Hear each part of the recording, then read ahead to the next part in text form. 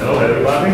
I would like to welcome you to the third masterclass, which is organized by the FORMA program, which is funded by the Spanish Ministry of Labor and Social. And today's lecture will be about the practical use of social media in the cultural institution, which is also the main purpose of the FORMA MGLC program. And the lecture will be hosted by Marko Brumen, who has like a lot of experience in the cultural field, social media, festivals, and everything. So I give him the word, and Marko. Hello everybody, thanks for coming. Yes, my name is Marko, and yes, like many experiences, quite good description. First, a little bit of some disclaimers. You're welcome to heckle and stop me at any time, but it's your responsibility to bring me back on track, because I might forget. I would like to have a calibration first, because to see to who am I speaking to. So, who's born before 1976? Right? And after? Anybody abstained? No problem. So basically you should teach and tell me how to use social media, not vice versa. The bigger disclaimer is the next one. I think you're familiar with this song. Whatever I'm going to tell you, please have in mind that this is just my reflection on the past 10 years or so, when I started to use social media just personally, and then slowly started to use it also in my daily work, which is producing more or less, or project management in field of culture. So I was a freelancer for God knows 7 or more years, and now I'm a producer at a public institution in Maribor. So when I was invited to give this lecture or performance lecture, I had to ask myself, what do I really know about it? Because I was still am pretty vocal about use of social media in the field of culture. So I went a little bit back, so you can see from what experiences I'm talking about. So in 2004, which accidentally happens to be also the year when Facebook emerged, in a way, I was working for Kibla. Kibla is institution in Maribor, private NGO, that with the support of Soros Foundation opened one of the first web cafes at that time, and it's pretty advanced. And was pretty advanced at that time in terms of using internet technology and new media arts and projects at that time. They're pretty known Europe-wide and also some other places. They do huge European projects. They are very good at getting European funding. I also started doing festivals then. Big fan of Magdalena Festival, which is used to be. The festival doesn't exist anymore. It's a festival for advertisers, for creative communication, as it's called, for people to up to 30 years. So I learned there a lot about marketing, which is also my professional background, because I studied marketing at University in Maribor. And I just couldn't finish the studies until I found something really interesting. And this was application of marketing to culture. So how do NGO organization in culture uses marketing? The use of marketing mix in private non-for-profit cultural organizations was the title of my final diploma, graduation paper. And in 2005, I also happened to be invited to participate at Creative Capital Conference in Amsterdam, together with, as a part of a Ludmila organization, which is going to pop up more frequently. because I worked with them through different years. Ljudmila is also sort of a kind of a Kibla style of organization, so NGO doing work with technology, with new media, with internet in that time. And there was the first time when I understood how big this content, cultural project area is, and how it's going to define how we live, how we use, how we participate in culture, how accessibility is a big thing. So in 2007, which 2006, 2007 happens to be also the year when Twitter popped up. And from today's point of view, Facebook seems almost a mature product, while Twitter is still something kind of new and is getting mature a little bit, but they have a completely different usage now. In 2007 I went to London to study cultural management. I visited a lot of English organizations, worked for one of them, arts admin, and discovered that they are using the web kind of in a way to attract and to communicate with audiences and with other experts from the field. After I got back, I worked, during my time in London, it was also the time when we, together with Ljudmila, started to work on something that's called Cultural Profile Slovenia, which was a collaboration with Ministry of Culture and with British Council, that put up together basically a database of cultural organizations in Slovenia, all of them with profiles, with data, but that was still in a form of Web 1.0. If you remember 1.0, that's a static business card on internet with contacts where you can send mail or not even that. When I got back, I started to work on more festivals, either as a technician or an organizer or a project manager.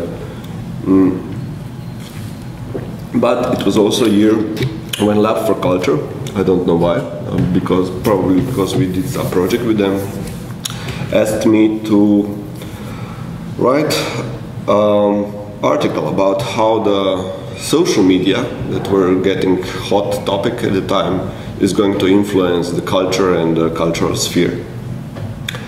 Because I had to write something that seems kind of informed opinion, I joined Facebook, which I kind of detested by then. I was also getting sick of asking friends, where did you get that from? And he was like, it's on Facebook. And I was like, what Facebook? It didn't exist for me till then. In 2009 and 10, there was kind of a new thing in Maribor, a squad called Pekarna Bakery was getting into some troubles. They tried to evict it, the mayor tried to evict it, and we organized a campaign against it. And part of this campaign was also a website and a conference that had its own website. So that was the first time I was basically content provider and managing a standalone website. And it was quite successful. At the peak of interest and activation, we managed to gather 5,000 signatures through an online campaign against closing the Pekarna. And that was quite an achievement if you consider that on the day when we went out with it, the whole platform broke and was not accessible for almost 2 days. Then 2011-2012, Spider on the Edge Festival. Very happy that I was invited to participate. Again, experience this time managing, contributing content for a website that's a festival website. And we also started to do social media as an experiment. So I think we established a Facebook profile and a Twitter profile. Of course, we did all the mistakes that we can. I mean, and when I say we, I mean me. But it was great learning experience. And at approximately that time, I also started doing some community management, meaning running a Facebook page for Dance Theatre Ljubljana for some years then. 2012 is a black hole. This is the year when in Maribor, my hometown, there was a cultural capital year. And despite living in Ljubljana at that time, I did a couple of projects. One of them was a book fair. And for this book fair, we also used social media in terms of Facebook. But this time it was run by a professional journalist. And I can't say that she's a good user with less marketing background. But she's a great storyteller. She knew how to write texts and content for it. And this although short-lived project, was quite successful in terms of social engagement and stuff. And now I'm working for the Narodni Dom, National Home in Maribor, which is kind of a very small and very different version of Cankarjev Dom. That has some different venues, programs, and when I started working with them, they had a website, and that's it. And it's kind of still somewhere between Web 1.0, Web 2.0 website. They also had a Facebook, and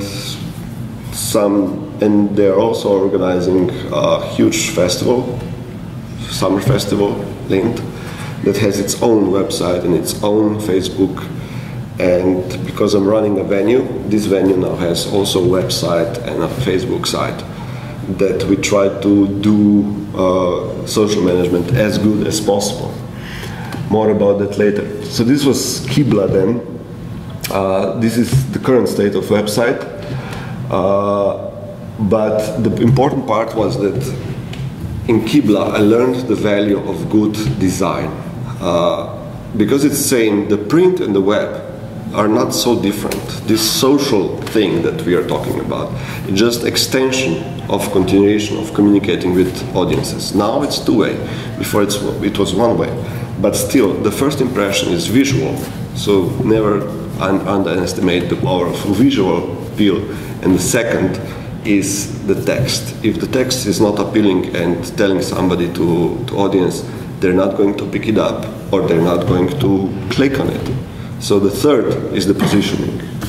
At least that's the way I see it. That was the article that I was talking about for the Lab for Culture. And of course I was vain enough to go and see what I wrote in 2008. And there are two things that pop right in my eyes, and they seem still relevant. So many years later, we're still talking about it. I mean, it's still relevant. What these social media are for? It's to communicate and connect you as an institution or a project with audiences, because that's how audiences communicate these days now. And another one was, the important part is here, relationships. It's two-way. How do you create that? It's gonna be later. But what's the problem? A problem that I kept noticing in later years, that yes, it seems that everybody's going for this social media and stuff, but it's apparently free, but there's no such thing as free stuff. It takes a lot of time and a lot of knowledge and a lot of understanding from higher ups, from the team, from everybody. And these are the three key points that when you're trying to be present on social media, you need to take into consideration how to deal with it time-wise. More about this a little bit later. This is the project that we did with Lyudmila later on the base, and I hope you know it because I still think it's fabulous. Based on culture profile Slovenia, which was Web 1.0, static, one way, not updated, not very clear who is doing what on that website. Lyudmila, in collaboration with Ministry of Culture that funded the undertaking, created culture.si. I call it database or a business card of all Slovenian cultural organizations online. You have a profile, you have a categorization done, you have search machine done, you have pictures that are Creative Commons licensed, so you can use it right away for your promotional materials. You have a database of logotypes in vector format, which is usually the greatest challenge when you need in 1 hour you need a proper logotype. You can find it more or less there. But interesting part was that although this platform is advanced and it's wiki, which means it's really possible to use it in many different ways and spin it around and make different products out of it. The organization itself, we were kind of reluctant to be present on social media at the beginning. And we talked about it and discussed about it a lot, and then decided to do it anyway. Not so semi-planned.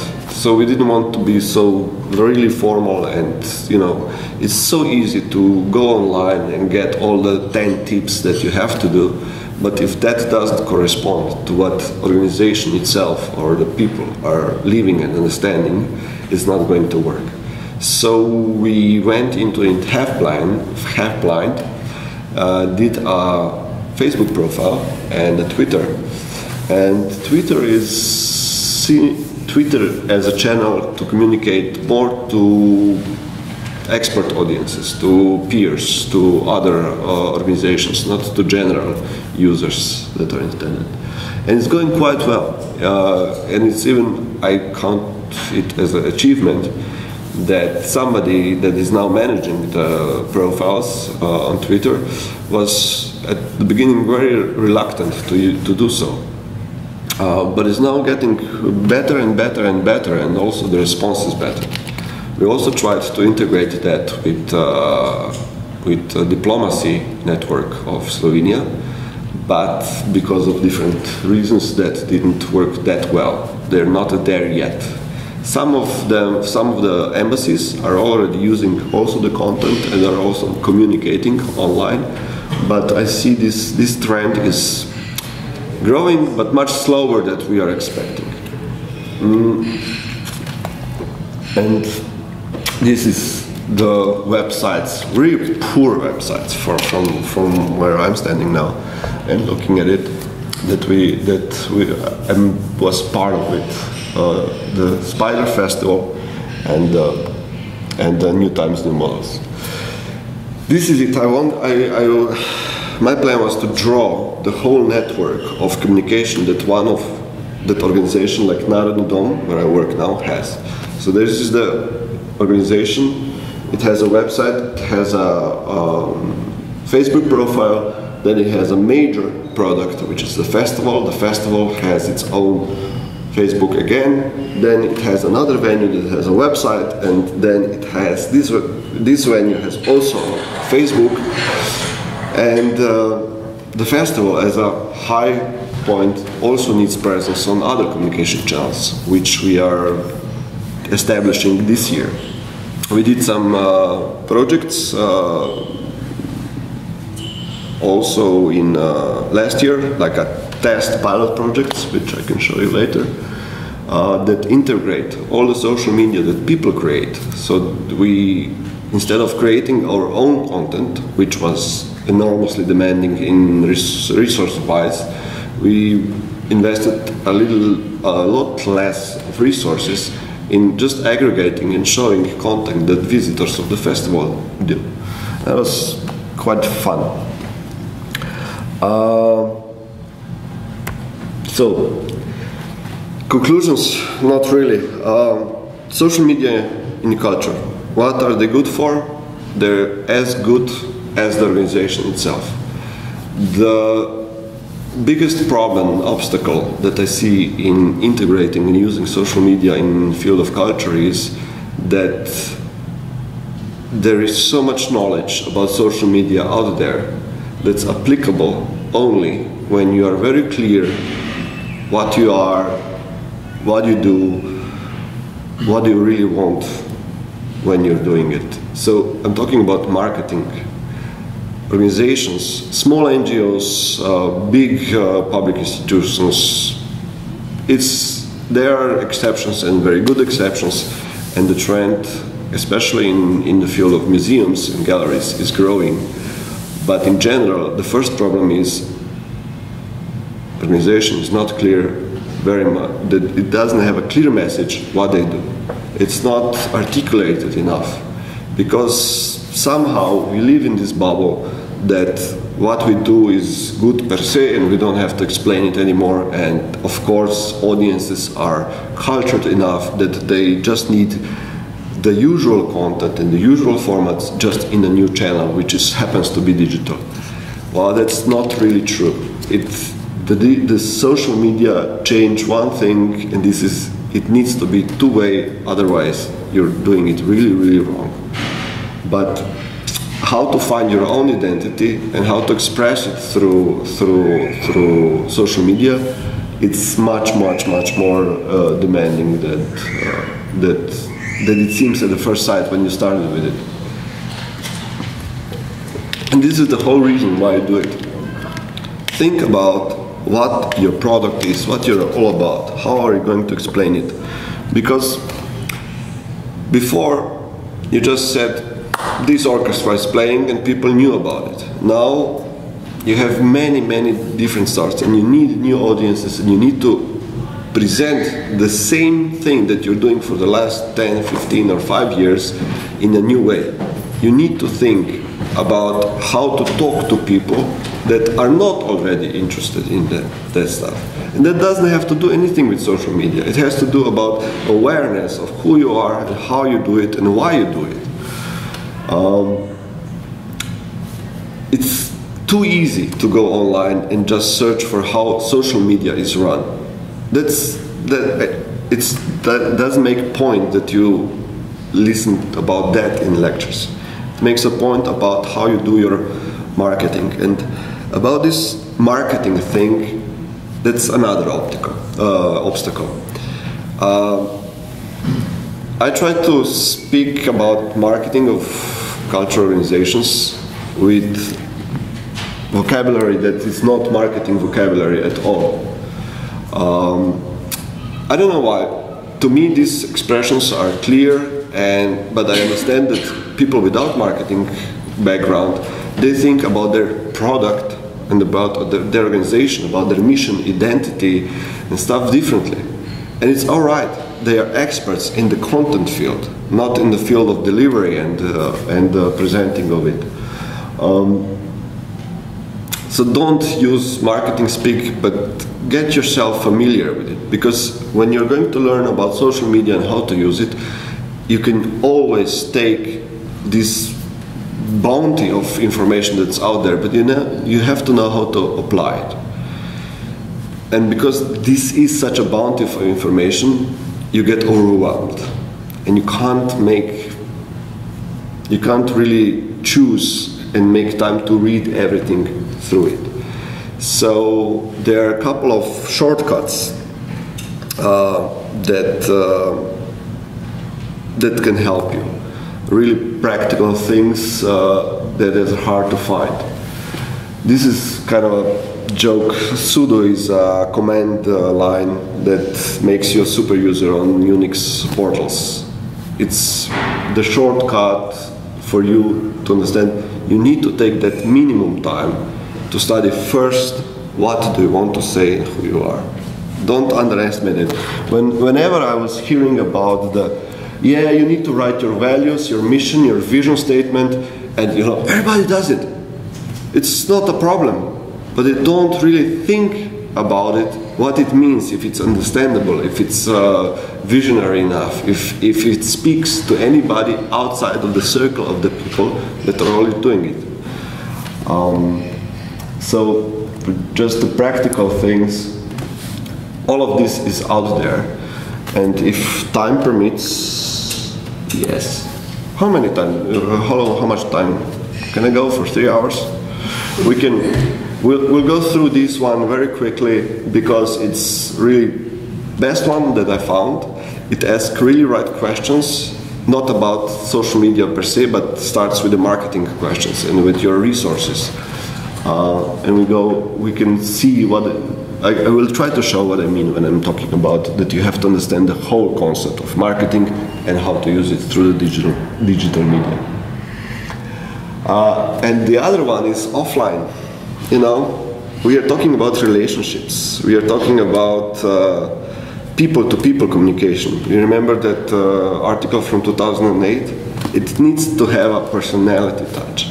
And people know a lot about it. And this is just a quick selection of some of the people that were quite important in past 10 years that have helped me to discover this world of social media and let me try and play around and stuff like this. Talk to people, geek out,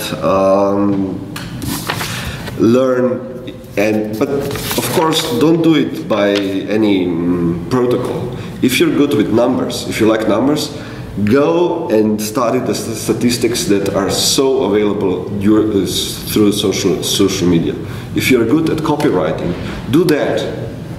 You are allowed to do mistakes on social media, but just you can't know everything. These people do. Ask them, talk to them, invite them, make them work for you if you can afford it. But offline will give you the real feeling what you need to do on digital.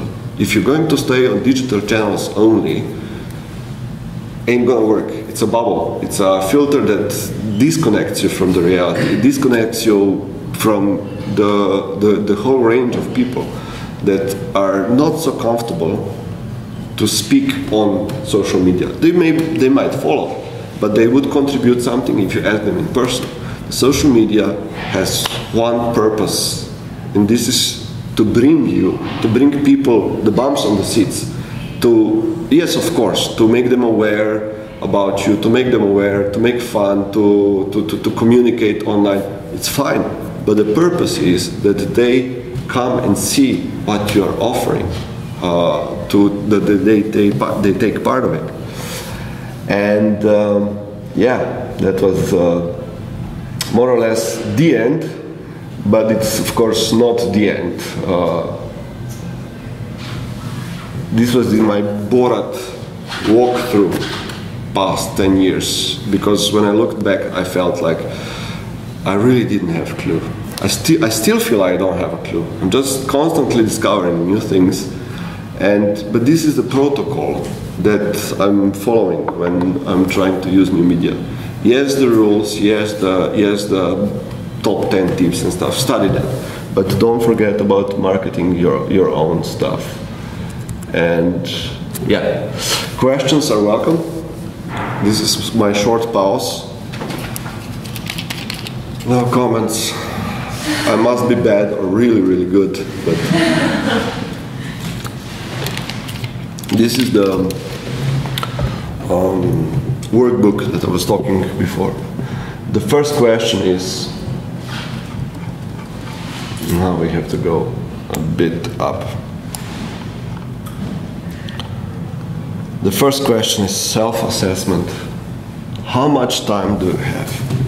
Because you're going to use a lot of time.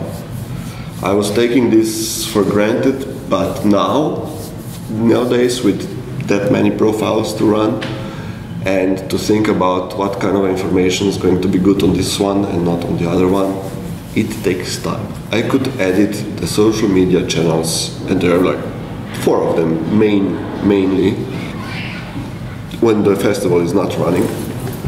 I could do that for 4 to 5 hours a day easily. I have only 1 or perhaps 2 hours. And it's not a block of hours. It's, you know, it's now and at the 12 and at 15, or of course scheduling helps, but if you schedule everything, you're not there, you're not live, you're not present. It's like you call your friend and you try to talk to him through the answering machine. It doesn't really work, does it? You have to be responsive in a way. It goes through what you already know. It's no use if everybody's on Twitter and everybody in your circle is talking about your Twitter. If you're not good in short communication, don't do it. Develop your own channel. Think about what would be appropriate. Would Pinterest be good for MGLC? Probably. You need to test it out. A lot of organizations are using it, a lot of are not. But if you don't have a material to upload, why would you be there if you can't afford it? So it goes on, and it leads you very easily and without a lot of marketing speak through defining, and it gives you pre-prepared answers because it's easier that way. I didn't know how to formulate the social media goal. I mean, I read about it, but nobody was willing to show it because professionals in this field, of course, they do that for a lot of money. So I was, at the beginnings, I had really trouble to define what the good goals are. Measuring, yes, of course, and then it gives you a really clear and easy walk through how to write a plan, because it is going to, of course, you need inspiration, you can do it every day a little bit, but you didn't think about the third question. What do I want to do? Being present is good. Having a personality online is good. But why? I'm not saying you need a conversion. I don't think you need to think a lot about how many people are going to come if I publish this. But I do think, is this going to help them to decide about coming or not? I just saw a poster outside. Come and speak to somebody at this venue tonight. Who is this? What do they do? You know? And it's really online or offline. If you give me the name, I will come if I know the name.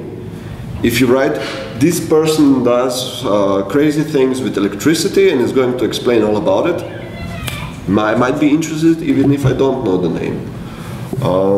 So you're at the 20th century or 19th century knowledge about how to write a copy. But you know, nowadays you have to write a copy in 140 characters or less and give a good picture. Audience, you know, people always come. Yes, of course they do. But who are they? And you need the people that don't come. And you need to find the reason why they would be interested in.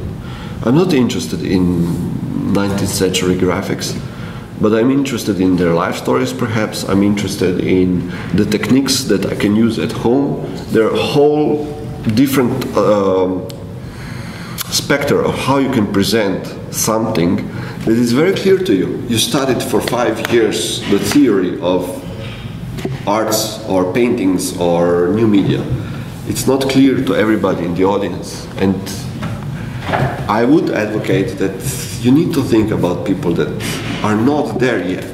This is the most important people that already know about the content. They are interested, of course, they will help you. They are your core audience, and you're going to have to think about how to offer them something more demanding. But at the same time, you have to offer something that's also approachable. And this is pure marketing. It doesn't matter if it's online or it's offline. Yeah. And then it goes how you do it. Also, a very good, quick way, it's popping up lately. It's service jams, which I had a pleasure to be a part of, and then immediately next year organized one.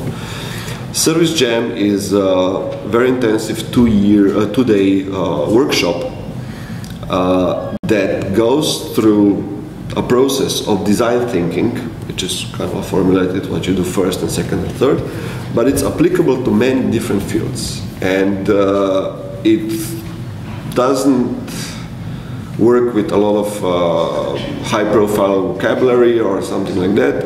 It's very applicable, and it's kind of a Schnellkurs, quick education, which you can apply to many different projects and to many different things later. You're having a cultural jam into the month in Maribor? Yes, we are, but that would be too self-promotional, and you're still welcome to apply if you're interested. But we'll see. May is a very busy month, and it seems that people are already dedicated elsewhere, so it might not be the next weekend. But you're welcome to follow it. I'm just not sure if you can make live video online. This is the project that I was talking about before.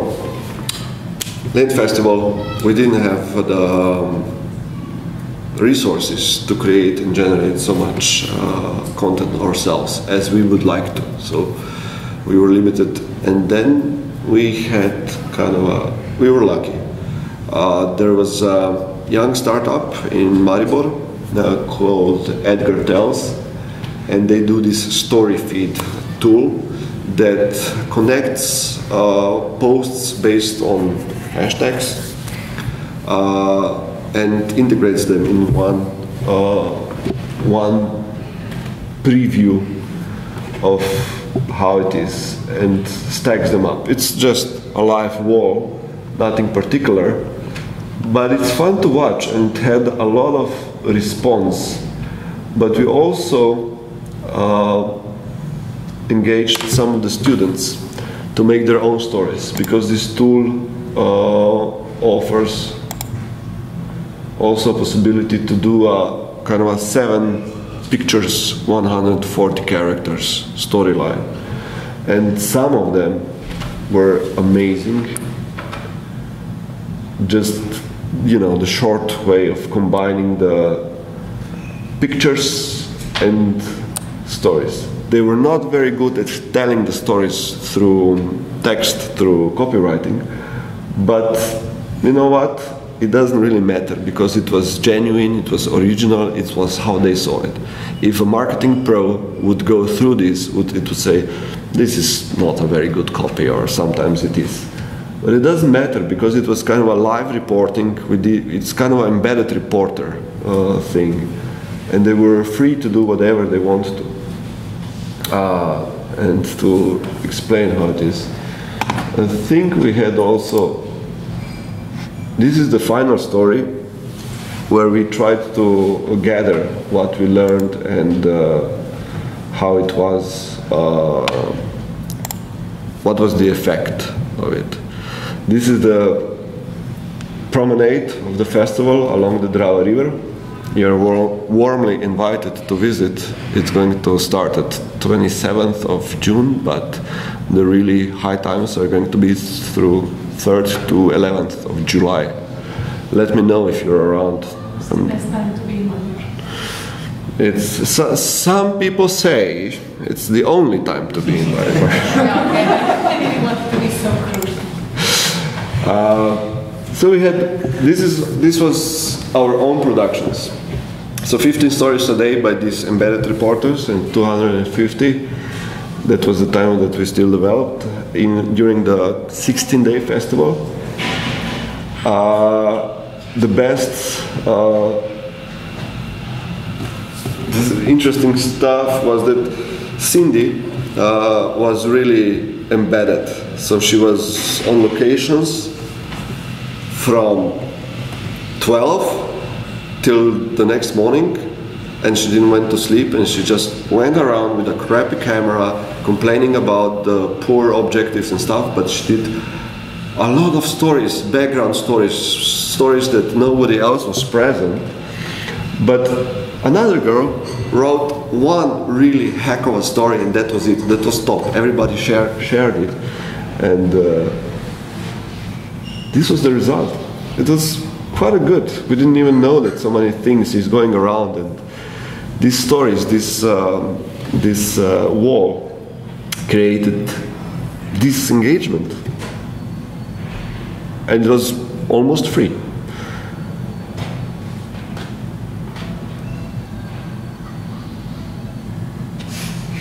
Rain. I don't know how that looks. We never compared. I mean, we don't have another festival with similar tool to compare, but we were happy with the results in general. So that were some stories from the trenches. Your turn. Jure. Okay, so challenging a bit. Do you survey your public about their social media channels that they consume? No. Survey is seems quite an expensive thing to do in terms of resources and the way we understand research. So no.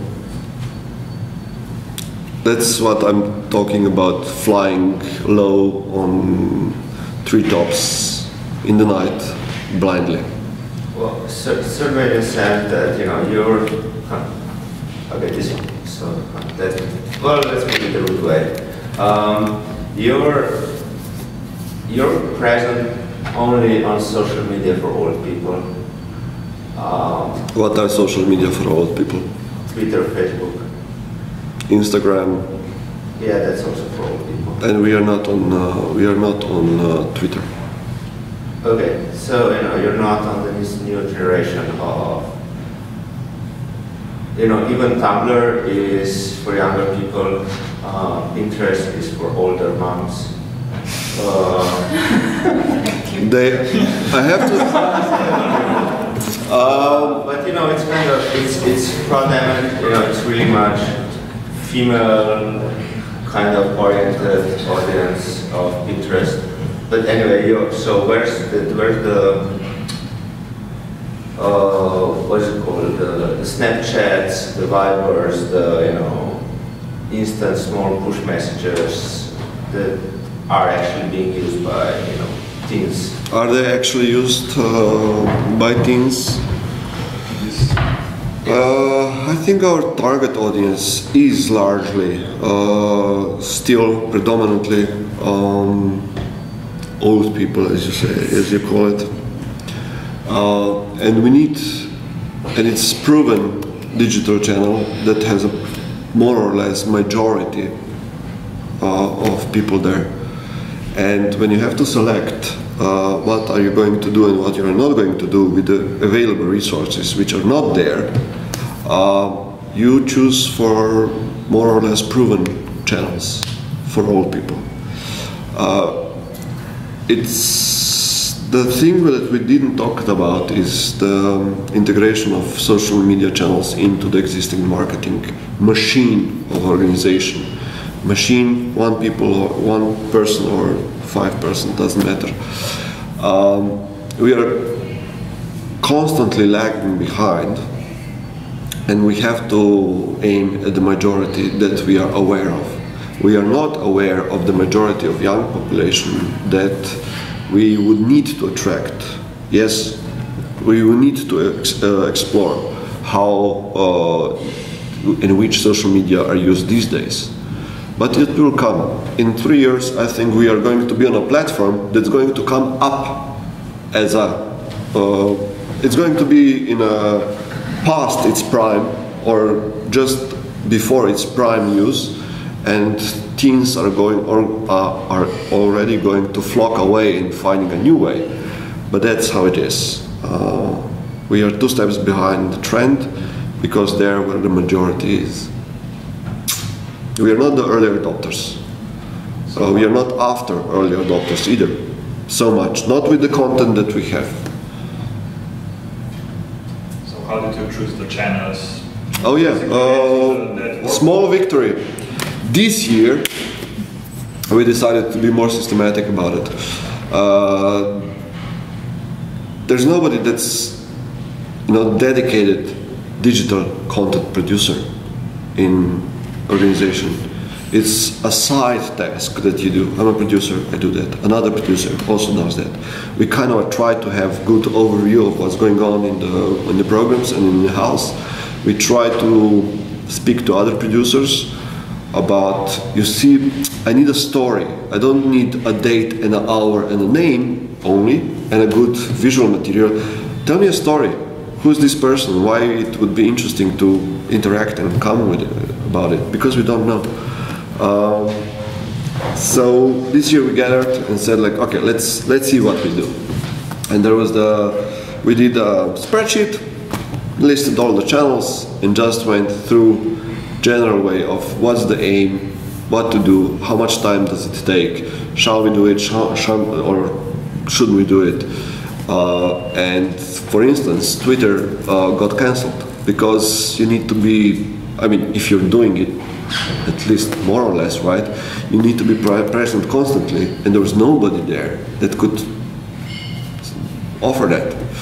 It's very intensive, high frequency, and it gets old very quickly. So if somebody is going to ask about the tickets, he needs a response in 1 hour. We can't deliver that, so we would fail in a way. We could invent, and we did invent, some of the more guerrilla ideas about how to use it. Because the paradigm is, Twitter is now kind of a customer service channel. Yeah, it's either you produce a very exciting content that you can't get anywhere else. You need somebody to do that. We don't. You need somebody all constantly present to offer all the information. This is cancelled. This is not cancelled. Yes, you can buy tickets there. No, you didn't forget your telephone there. We don't have that either. So it's possible to invent some new things. Why not? But we didn't decide to go for it because it was deemed as a... But you had an official hashtag for the festival. Official hashtag of a festival was, well, official. Yeah, it was. It was not included. It was not included in the print materials. Funnily enough. But people invent their own hashtags. You know, if we can have a official hashtag which is Festival Lent, but people will say Lentfest because it's their hashtag. Yeah, and we did story feed, we included that. Yes, what people use, not what we think it needs to be used in what's official. So there was a strategy behind all of this. It was a pilot, so it wasn't so much strategy. We said, let's see what happens, and we saw the results, and we're going to use it again, yes. We did also kind of a game, not gamification, but kind of a participate and award, nagradna igra. Prize. Yeah, we promised a prize for the best story and stuff. It didn't really had a lot of response because it was not very tailored to the channel itself, or maybe the award was not big enough or stuff like this. It's so many factors you have to go through, and if you don't have the time and the resources, it's sometimes better not to do it and just see what happens. This year is going to be a little bit different if we manage to do it, because this Edgar startup. How did you? It was a yeah. How did you choose? How did you come to the idea to use Edgar for it, and how did it work out? We choose it because they were in the next office. The venue, the veteran mansion that I'm kind of managing, has also a co-working space, and they are users of that space. And because they're kind of a startup and at the same time storytellers, they're developing this stuff. We started talking, and then we made a beautiful baby, basically, with them. So it was this coincidence, this serendipity discovery that, oh, you could do that for us, would you be willing to help us out?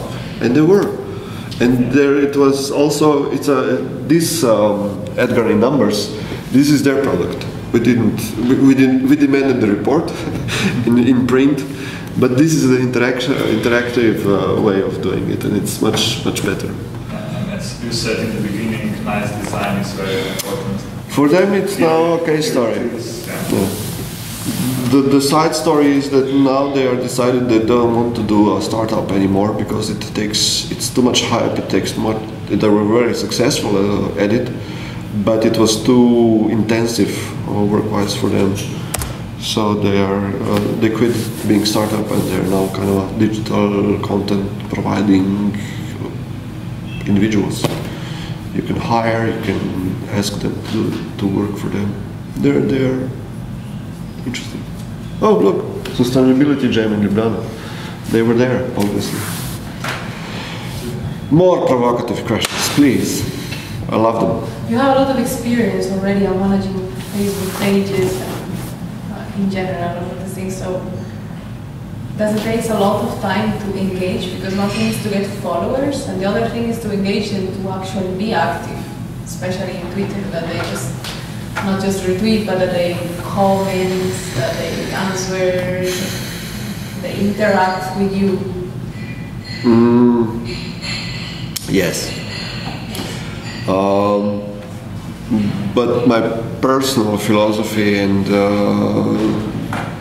maybe just an excuse, I don't know, is that people use Facebook, with at least the people that are our followers, with a distance. It means it's a bulletin, newsletter. They see the story, they read it, it's shown to them, but they don't comment or they don't interact. The most hot topics, trends, stuff is this, when people use social media for bitch about it. You know, when they're unsatisfied with something, when they want to complain, and just recently we had huge engagement, well done, which was refuting the negative comments. And you have, this is one part of the strategy, that if you are going to go serious, and if you're that kind of organization, do the strategy and talk with editors how to respond to people that are not satisfied with the service, people that have something to say, no matter how trollish they are. There are people that, you know, if they don't understand why you are in such position, you do have to explain that. It's your task. That's what you're there for. And after we gave answers, that was it. You know, no people understood. I hope they understood, but we had much more likes. Okay, I saw it. It's okay. Then negative comments, and we expected when you publish that story, we expected kind of 3 times more negative comments that there actually were. So it was kind of a good management. What we didn't talk about is what happened in a lot of institutions, that management says, yes, do the social media, no problem, but we're going to give news first to the newspapers. What? Yeah, cool. I can then post article from the newspapers on social media, which is fine. You know, people don't buy print anymore, and they read about it. But it takes away a dimension that only you can have. That you're first, you have some insight that newspaper didn't publish. Because you tell a story, newspaper has its own view on it. What, are you going to say, well, newspaper didn't really well said what we wanted to, and this is additional information? So it's very important that the PR department understands the nature and the character of new media, that it is two-way. The first suggestion that it was in one of the organizations was, yes, we're going to publish what we are doing. Yeah, okay, who's going to answer comments? We're not going to answer comments. It's there. No, the information is there, do whatever you want. It's not really how you do it. Maybe suggest this and this and this. So, how you do that, how you explain to the, either as a freelancer or as a part of the organization, how you explain to the management that doesn't really get or understand how the social media works. There's no recipe. You just have to know a lot about it, offer all the information why it doesn't work that way, and hope for the best. Because sometimes it's not easy to get the flow of information that PR or marketing department knows to get to the editor of the social media. You know, it takes time before organization understands that social media is just a part of communication and a part of organization as anything else. As much as putting out the leaflets or printed programs, if you do that, you also have to do social media. But you have to count. Huh? Or instead. Yes. Yeah. Instead, perhaps. So basically what you're saying, which I think it is true, a lot of companies today and institutions, they still don't understand that social media is not just that little toy that people use to play in the free time. It's a tool that is very important. It is a powerful tool. Create a new profession, actually. It would be even more powerful if we would really know and be able to use it in a whole scope, as Jure said, to explore where the new audiences are and stuff. We don't. Do we use in-depth the statistics that are plenty? Not really. We check the numbers, not the likes, not the comments, also the views.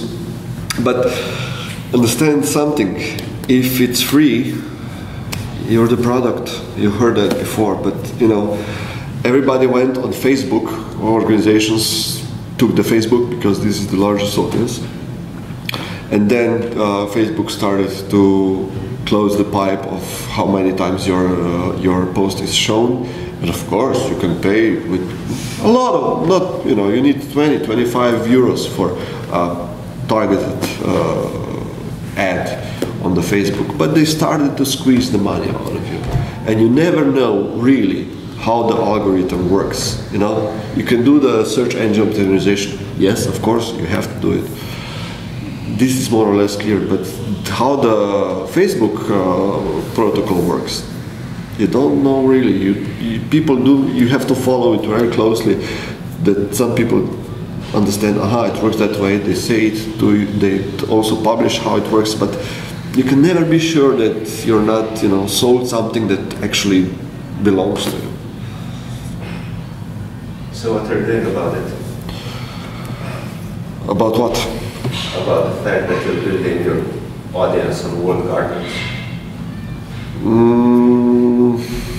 Not much. What's your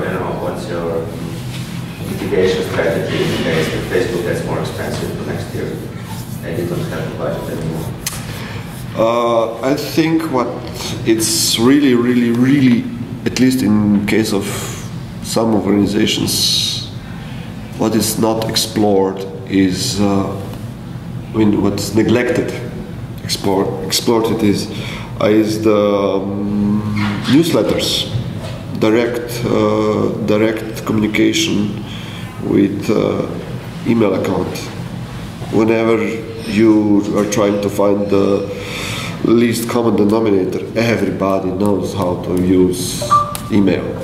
This is the tool to use, and so we don't use MailChimp, for instance, that gives you statistics and feedback how much it is used. This is something that you do control, more or less. You control the channel, you control how it's delivered, you also get a feedback. But more from that, no. we are not going to discover new things. I think the cultural organizations can experiment a lot, but we don't have the knowledge capacity. We're going to follow what the other industries are going to do. In this case of walled gardens. You know what I mean? We're going to use a solution that somebody else is going to invent. But why? Because there's less money in this cultural field, and there's no know-how or the capacity to try things, so you're just experimenting. Yes. Unfortunately, I mean,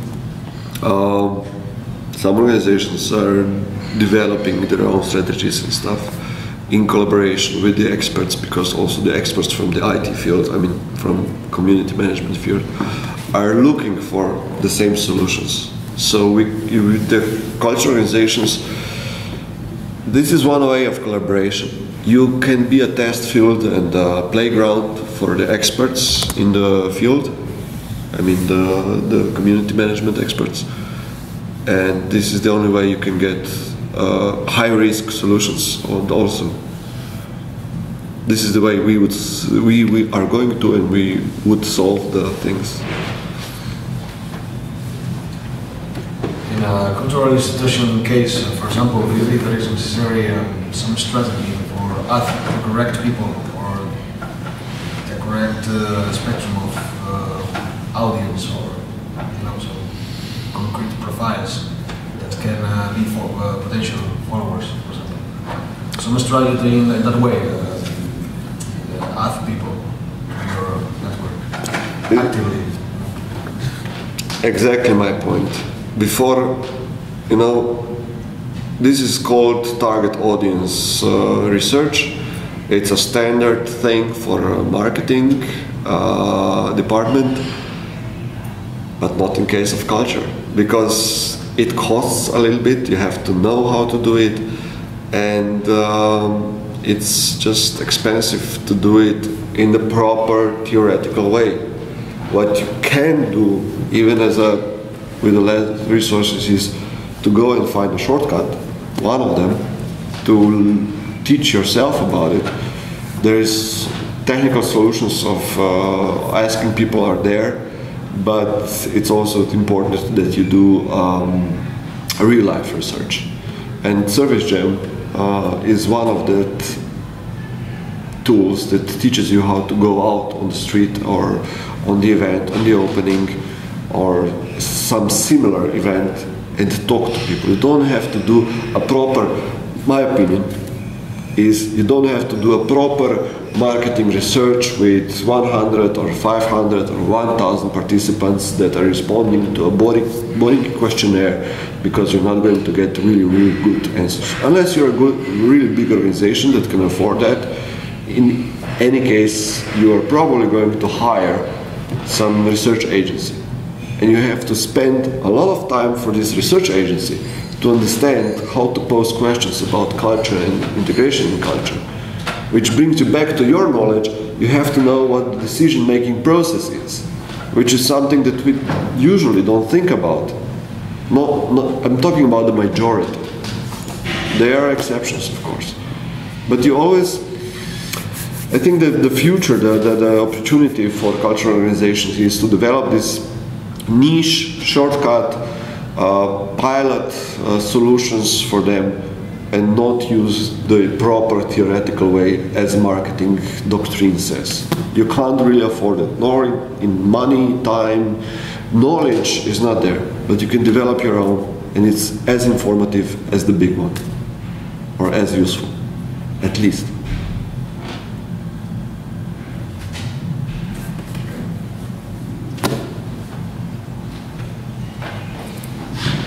I think that's it, if nobody else is gonna... Finally! Let me see, 11. As I've heard now, I'm not an expert on social media, I don't have any kind of accounts or anything, so I more or less do not know how to communicate through social media. But in terms of institutions, we talk about a group of people that are working in one project or in one institution. So what do you think, who are persons or people that can be involved in this social, let's say, communication? Because on one side you have like a peer department who should be, let's say, in a bigger institution, who should be involved somehow and very systematically present the work of the institution to the public. But nevertheless, you have also so many other employees that can also add something to it. But their response is more or less depends from the management. So basically, this is the question for the management: how the management can, you know, what kind of freedom management gives to the people employed in the institution to be able to communicate through social media. So maybe what would be your comment on this? You remember the part that as good as the organization is. So if you have an organization and a team, you need, first of all, take somebody that's literate and knowledgeable about, not necessarily pro-in, and knowledgeable about social media. It also needs to be knowledgeable a little bit about the process of marketing.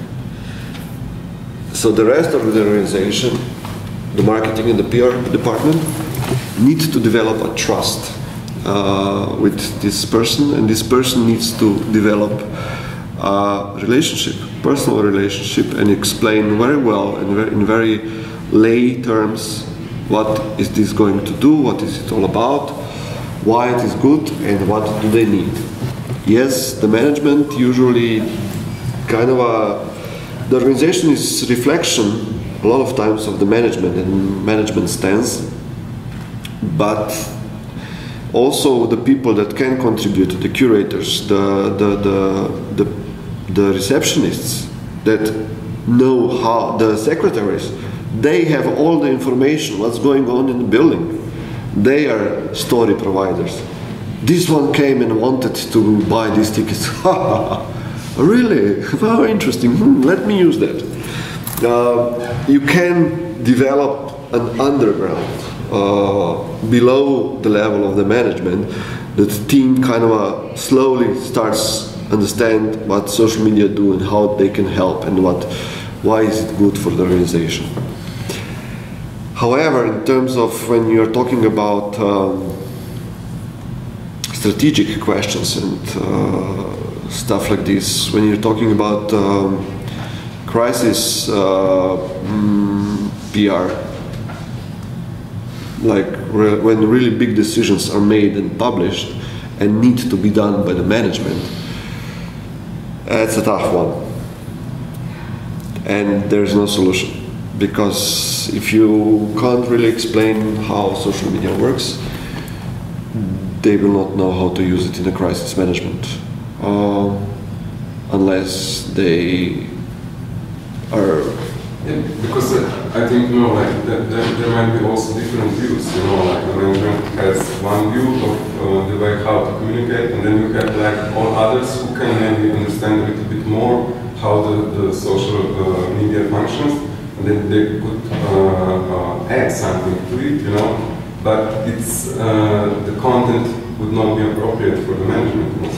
It's a process that sometimes doesn't really has any, doesn't go forth. There is a question of what is the job of each one, because the job of the management is not to know how to communicate with the public. It's well, you have to be aware, you know, I mean, you have to be aware. That's why I think actually, as he was kind of saying between the lines, in a perfect environment, in a team that works together, they all should be aware, because the marketing is that the person that they communicate the decisions and the strategy from the company, but it should, like in every company, the utopia is that every department is somehow interconnected with every other, so that everyone knows what the other is doing and everyone can participate and give ideas, because you never know where the great idea can come. But they will be. But you know, very practical structures. You know, one is on the top, and then you have like people below. It's not a problem. It's going to happen sooner or later, but probably later when these people go to retirement. Look, you can't really blame them. No, I'm in between. I was born in the age of print. Actually, my question was who in the let's say bigger institution is allowed to be socially engaged in this kind of communication. The one who understands and possibly has the trust of the management to be advised. Because it's all right. If you don't understand, you can't understand. I don't understand Snapchat. I mean, I might get into the same loop in 5 years, or even 5 years. Let's say 5 years. You know, but this is the way it's done, and you need to. When you communicate like Land Festival through the social media, how many people does it? How many people work on it, like and produce different contents? And this year, autonomous, or they have like you have kind of some strategies or people controlling them or providing them with the information. It's a process. It's a process that we are year by year developing and making it better. My vocabulary is gone.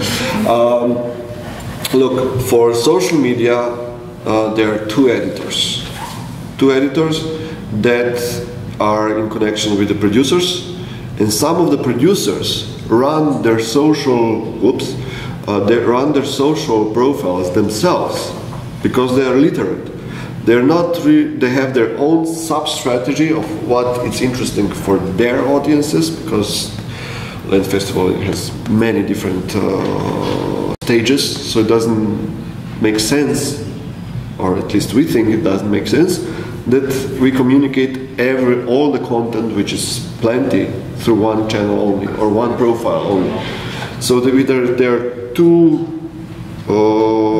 editors, some moderators of the sub-channels that are familiar with the general strategy, what kind of an image and what kind of information we are going to give out. They decide for themselves what they publish for their part of the program. These two editors their task is also to communicate with the marketing and PR department and the management, and we are kind of lagging behind trying to discover what's going to be the next thing, because we didn't define this in advance. We are still reactive in terms of relationship between the management and the social media cloud, but it's getting better. With every year we understand it's getting better. We have absolute freedom to produce content, but we have to take into the consideration the general speed and notion and strategy and goals of the whole. You know, we would spin some things completely differently, but it wouldn't be consistent with the rest. So we also have two writers for copywriters for print and for web. We have in the time of festival 3 photographers that are doing it, and with photographers this year we are talking about how to integrate them into the Instagram, for instance. Is it possible that they're doing it themselves? Are they able to write copy also for Instagram, which is not without its meaning also? Should they give photos, and should we cut the photos to the Instagram format? Should they do it? Should we publish with the white border around it? It's many different small things that need to be cleared, because, you know, professional photographer has its own eye. Instagram has its own format. Developing the hashtags for Instagram was the easy part of it. So ideally, we would have people like Cindy that are embedded reporters that are not professional photographers, but they have a keen eye for details, for stories. They're not excellent copywriters, they're not excellent photographers, but they live and breathe social media, also in the channels that we don't control. You know, they shared through their channels, and it was fine, but we didn't control or take notice of that at all. Just use the people that know. But how to gain the trust of the management? That's more or less the whole story. Also abroad, that uses the social media much more advanced than we do. Work on it constantly. Persevere, push. Yes. Do you maybe promote the social media channels in the printed materials? Yain. That's yes and no. We promote the website address, and the website is not up to date as much as it could be. I'm not going to show it. I don't want to show that yet. So yeah, semi-integrated. Not enough, but then again. Okay, why this disconnect? I mean, you're not doing the Facebook, Instagram thing the first year. After 3 or 4 years of social media, why is it not permanently integrated with print material? Because it's a long, slow process. It's that slow, yes.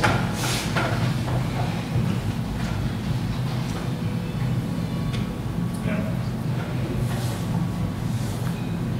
Maybe it's also hard to integrate it in the printed material. It's not hard, but you have to think about it, yes, a little bit. The placement, how does it look, does it make sense? Have you ever made some special campaign? Because Facebook and Twitter and all of the social media network can be used in a lot of ways. One thing is that you simply post things, and the other is that you just create some original campaign, I don't know, offering something. Or No. There's a lot of cases. No, not yet. Apart from this action, no. But this action was not really well integrated through the printed materials either.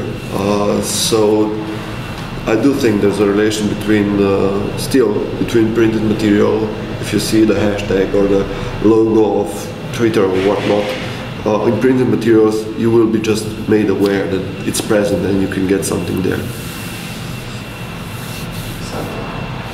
Something. So, but something you said at the beginning is like, you're not on Twitter because then you would need to provide customer support.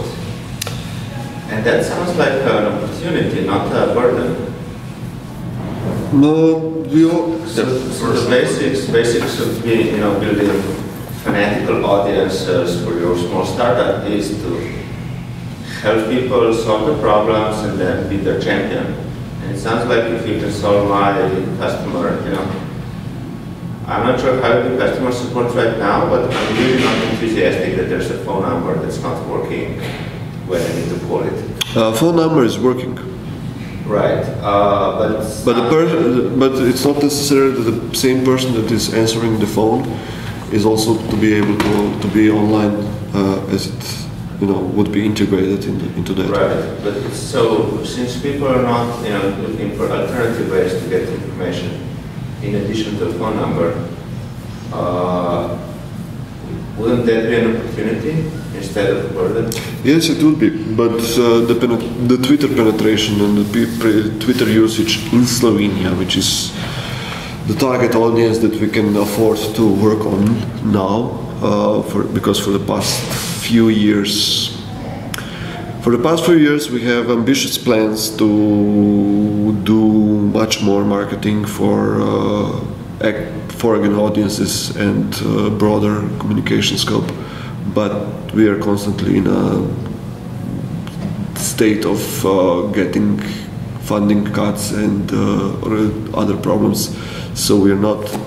There are some things and ideas ready, and we assessed that although Twitter does speak to very relevant number, to very relevant profile of users, the numbers don't justify the presence in that way.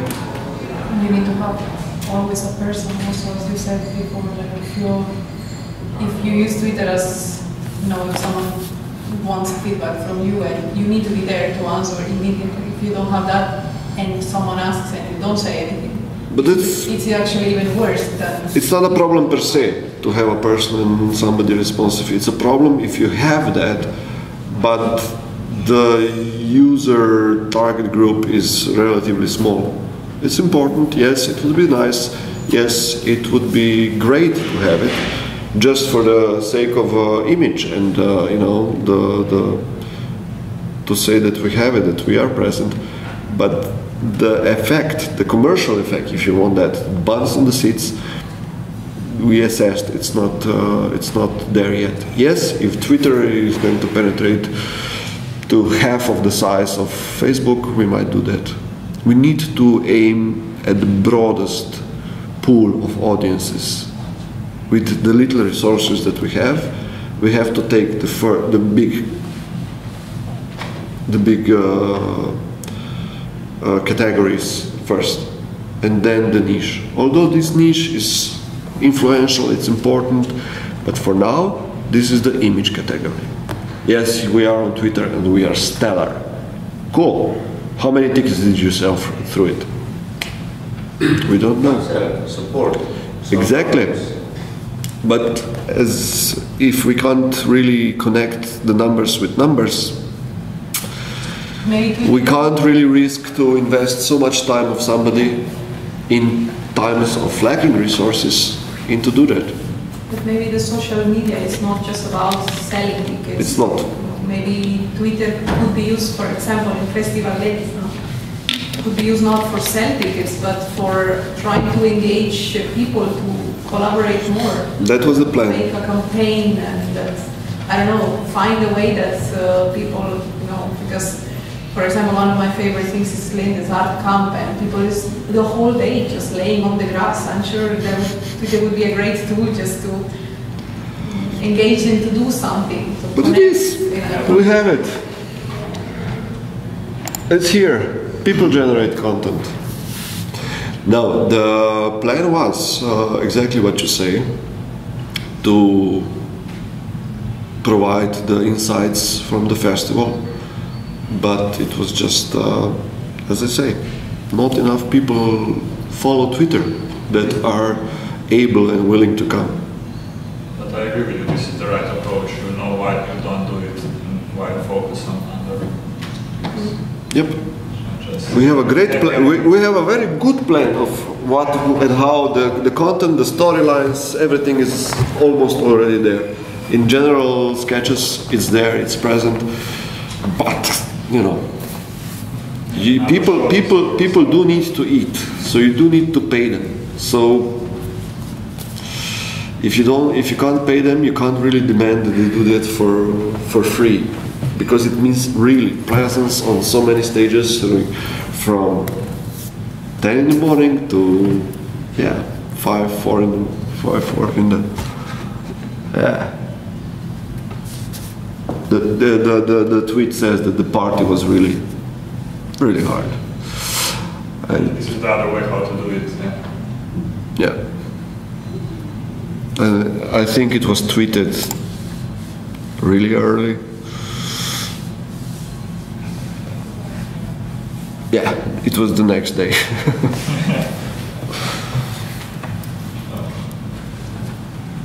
Any other questions?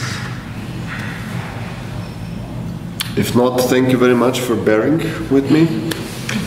And yeah, ping me anytime, especially if you're in Maribor. Yeah, I live there. So, for more informal questions, we can... Yeah, for everything I was not able to say now, I can say it later. Thank you. Thank you.